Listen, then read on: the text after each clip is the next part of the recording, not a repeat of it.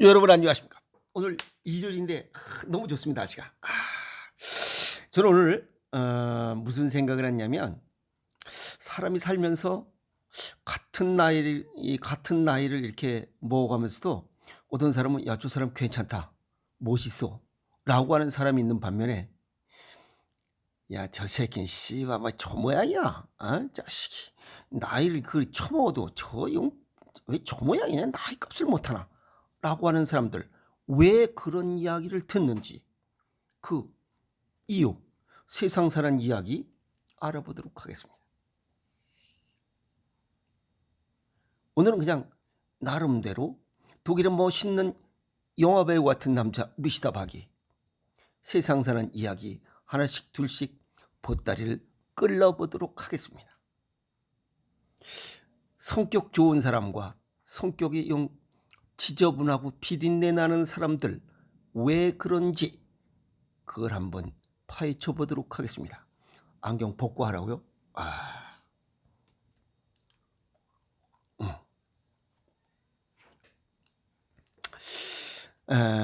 평소에 화를 잘 내는 사람들, 나이 값을 못하는 사람들. 근데 별것도 아닌데 화내는 사람들. 근데 별것도 아닌 거의 기준이 뭐냐 이게. 그게 일반 상식 범위 내에서 말과 행동하면 다 이해가 가요. 근데 그걸 벗어나는 사람들.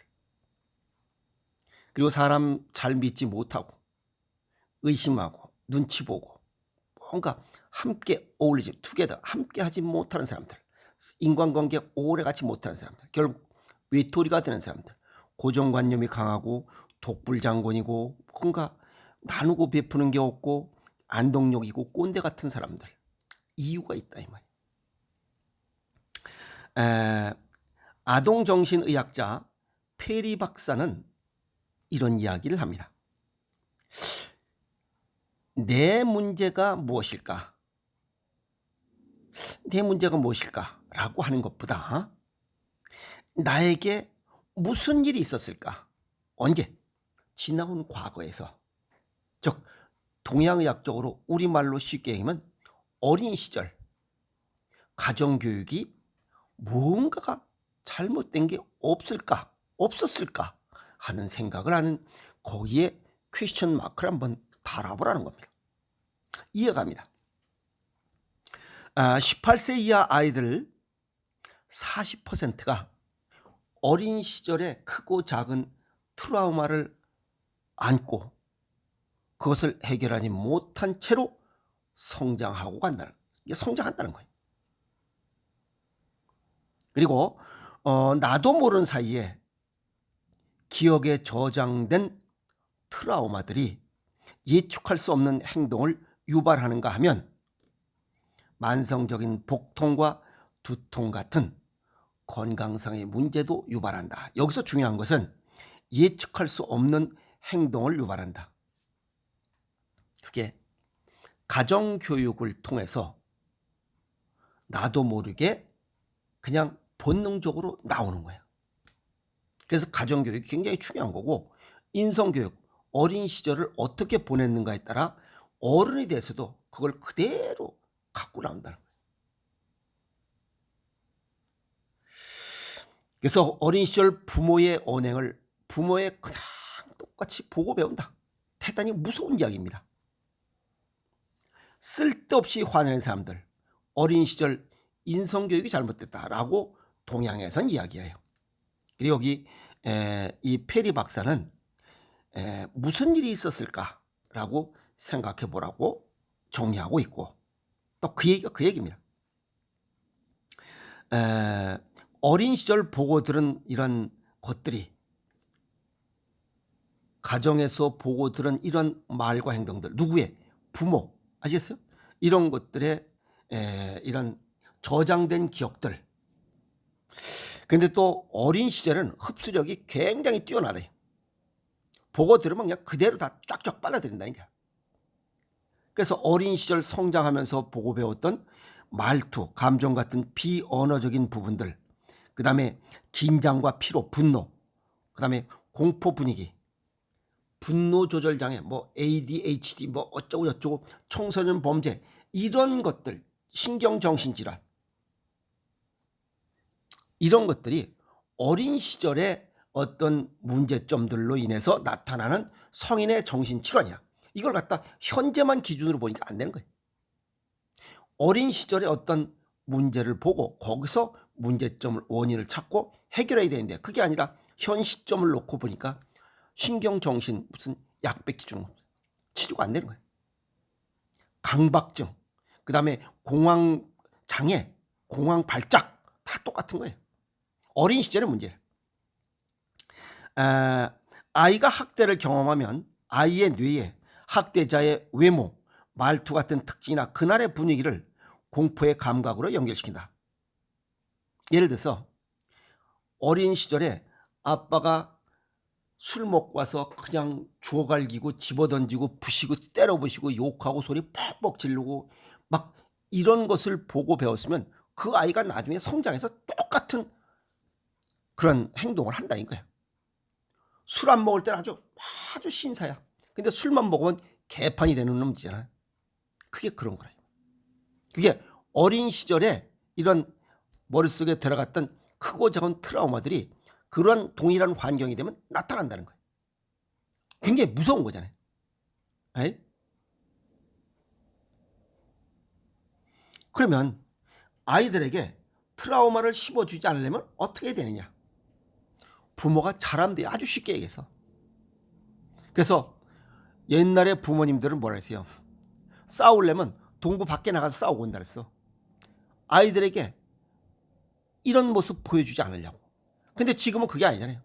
냅다 치고받고 후딱하면 뭐 어쩌고 저쩌고 뭐 여기 흉선 호르몬에 문제가 생겨요.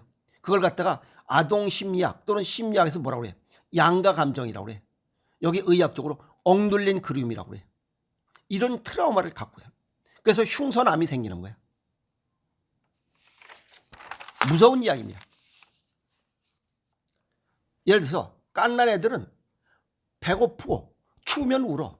그때 이불 따뜻하게 덮어주고 배고프니까 먹을 거 주면 돼요. 배부르면 자 아이들은. 근데 모유를 먹여서 키우는 이 성장된 아이하고 그 다음에 이거 우유 젖병에다 먹인 아이하고는 나중에 완전히 다릅니다. 모유 먹여서 키운 아이들은 어떤 문제가 발생하지 않아요. 왜? 엄마가 사랑으로 이렇게 키웠기 때문에 그래요. 다 그런 건 아니에요. 아시겠어? 나쁜만 먹고 키우는 건 안 되는 거예요. 그래서 사랑, 따뜻한 사랑을 주고받고 뭐 건강하게 커라, 뭐 너 나중에 어떻게 되라고 주문하는 거예요. 그게 그 부모의 정신적인 거, 육체적인 이런 모든 게 그걸 아이한테 주는 거예요. 그러니까 아이가 건강하고 정신적으로 육체적으로 건강하고 튼튼하게 자라는 거예요. 그래서 아이가 정신적, 육체적으로 특히 어린아이들 균형 잡힌 상태로 돌려놓는 거야. 그걸 심리학, 아동 심리학 용어로 회복 탄력성을 키워줘야 안정감을 갖는다는 거예요. 회복 탄력성. 내가 요구했던 것이 금방 성취됐을 때 아이들은 안정감을 느낀다. 배고플 때는 먹이를 주는 거야. 추울 때는 덮어주는 거야. 그럼 금방 안 온다 이 말이야. 그 얘기야. 쉽게 얘기해서. 그런데 이걸 그냥 내버려 두는 거야. 그때그때 달라지는 교육. 상황에 따라 욕하고 갈기고 막 이건 아닌 거예요. 욕하고 소리 지르고 큰 소리 지르고 그럼 아이가 민감한 아이로 성장해. 그게 크고 작은 트라우마예요. 부모가 스마트폰에 봐서 여기 자전거 타다 보면 깐난의 유모차에다 끌고 다니면서 이 엄마는 뭐야? 스마트폰 보고 있고 거기 또 개새끼까지 끌고 다녔어요. 그거 되겠어요? 이 페리 박사가 뭐라고 그랬냐면 부모가 곁에 있어도 그런 아이들은 전혀 부모의 사랑을 느끼지 못한다고 그런 거예요. 부모로부터 내가 귀중한 존재라는 것을 인정받지 못하고 있는 거야. 그러니까 아이가 뭐라 그래? 부모도 역시 나한테 귀중한 존재가 아니라는 거예요. 그냥 나를 낳아준 것뿐이지 나한테 소중한 존재가 아닌 거야. 그래서 젊은 여성들, 정신 바짝 차려야 돼요. 그 아이가 나중에 훌륭한 아이로 성장하게 하려면 지금 정신 차려야 돼. 스마트폰 보고 개 끌고 다니고 애는 애대로.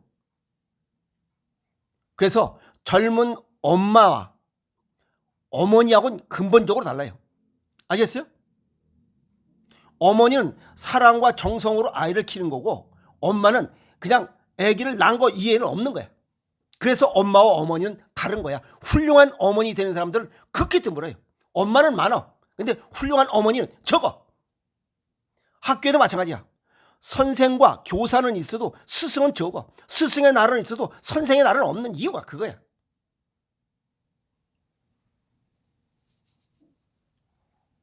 아이들이, 깐난 아이들이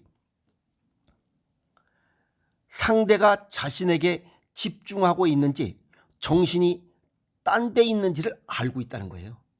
이거 우리 할머니도 속담 다 있어.